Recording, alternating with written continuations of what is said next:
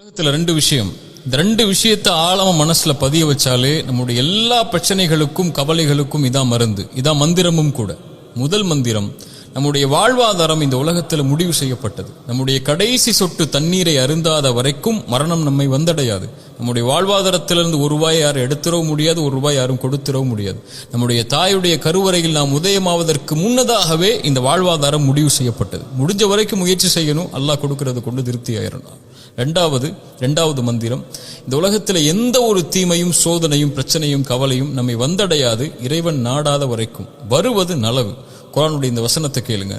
குல் லை யுஸீபனா இல்லா மா கதபல்லாஹு லனா ஹுவ மௌலானா வ அலல்லாஹி ஃபல்யதவக்கலில் முஃமினூன்.